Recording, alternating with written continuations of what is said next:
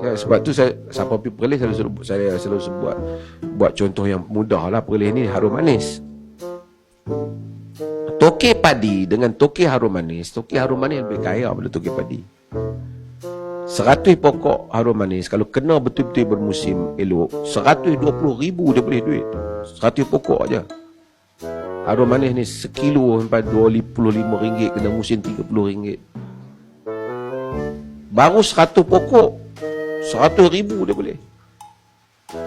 Tukang buat sawah 30 relung pun dia belum tentu dapat berapa ribu je.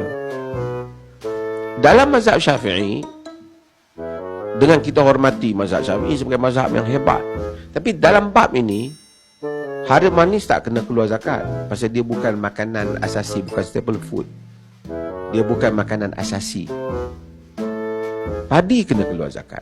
Tokek padi kena keluar zakat tanaman, zakat tanaman ataupun zakat tanaman 5 ataupun 10%.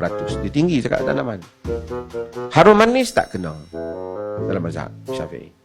Tapi di Perlis, fatwa kita harum manis kena keluar zakat tanaman. Berbeza dengan mazhab Syafi'i. Sebab apa? Ni mazhab Hanafi. Setiap yang tumbuh, yang menghasilkan, keluarkan tanaman, keluarkan zakat.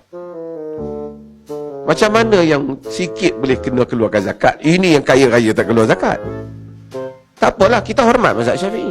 Tapi pelaksanaan kita mazhab Hanafi. Itu lebih adil untuk semua. So, saya punya isu, saya sebut di sini ialah keluasan dalam hal ni. Semua mazhab dihormati. Mazhab Syafi'i kita hormat sebagai mazhab majoriti.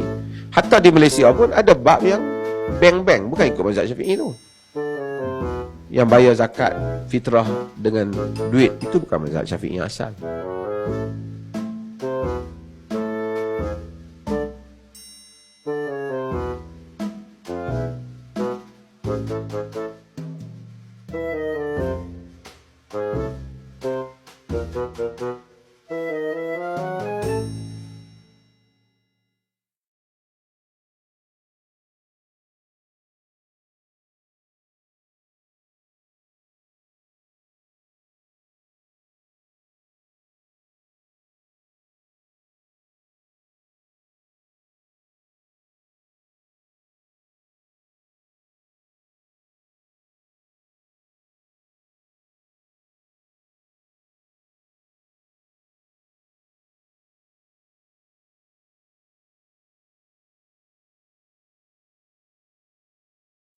Assalamualaikum warahmatullahi wabarakatuh dan selamat pagi.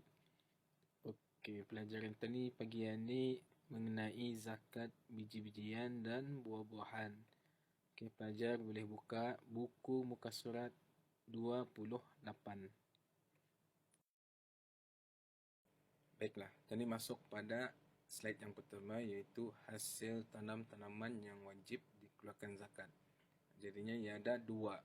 Yang pertama, makanan utama yang mengenyangkan bagi penduduk sesebuah negeri dengan syarat boleh tahan lama disimpan, seperti beras, gandum, jagung, kacang, barli dan lain-lain. Jadinya yang wajib dikeluarkan zakat ialah makanan asasi. Makanan asasi sesebuah negeri. Macam kita ni, negeri kita ni selalunya seharian kita ni makan nasi. Jadinya barasata. Okey, yang kedua, buah-buahan yang tahan lama apabila dikeringkan, iaitu kurma dan anggur saja. Contohnya yang dikeringkan ini, kalau anggur dikeringkan jadi kismis.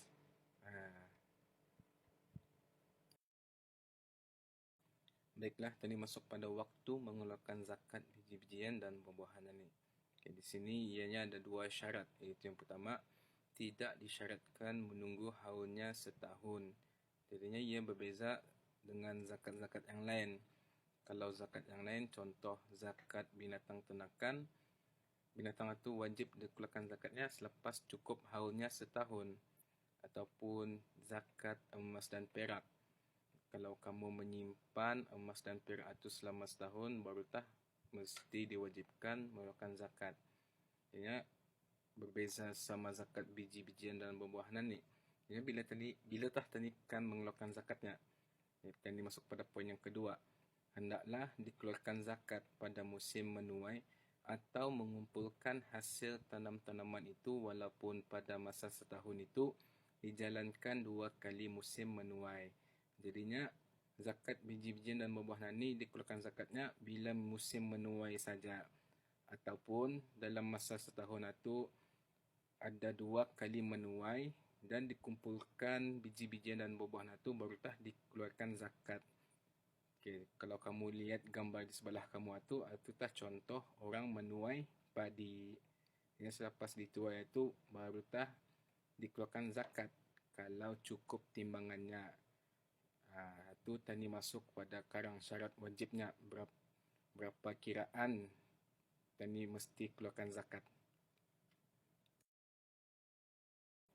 Okey, tadi masuk pada syarat wajib zakat bagi biji-bijian dan buah-buahan. Jadinya di sini ada 3 syarat yang sama bagi biji-bijian dan buah-buahan itu. Yang pertama, pemiliknya beragama Islam. Jadinya kalau pemiliknya bukan beragama Islam, tidak diwajibkan melakukan zakat. Kemudian yang kedua, hak milik yang sempurna. Jadinya hak milik biji-bijian dan buah-buahan itu ataupun tanaman itu adalah hak milik pemiliknya, bukan hak milik orang lain. Kemudian yang ketiga, sampai nisab. Sampai nisab ini artinya cukup timbangan ataupun kiraan tanam-tanaman itu untuk dikeluarkan zakat. Okey, kemudian tambahan bagi biji-bijian ada 2 lagi, iaitu keempat, hasil daripada tanaman manusia, bukan hasil tanaman daripada yang lain. Contohnya biji-bijian itu dibawa oleh binatang ataupun tertanam sendirinya ataupun tumbuh sendirinya. Jadinya itu tidak diperlukan untuk melakukan zakat. Kemudian yang kelima, makanan asasi dan mengenyangkan. Yang cikgu bagi tahu tadi, makanan asasi sesebuah negeri. Kalau kita ni, negara kita ni makan nasi setiap hari ataupun untuk mengenyangkan juga. Jadinya itu yang wajib dikeluarkan zakat. Kemudian cikgu tambah lagi yang darah buku dalam syarat wajib bagi buah-buahan, iaitu yang keempat, tahan lama disimpan. Jadinya buah-buahan itu mesti yang tahan lama disimpan baru boleh dikeluarkan zakat. Kalau yang tidak tahan lama disimpan, tidak payah dikeluarkan zakat.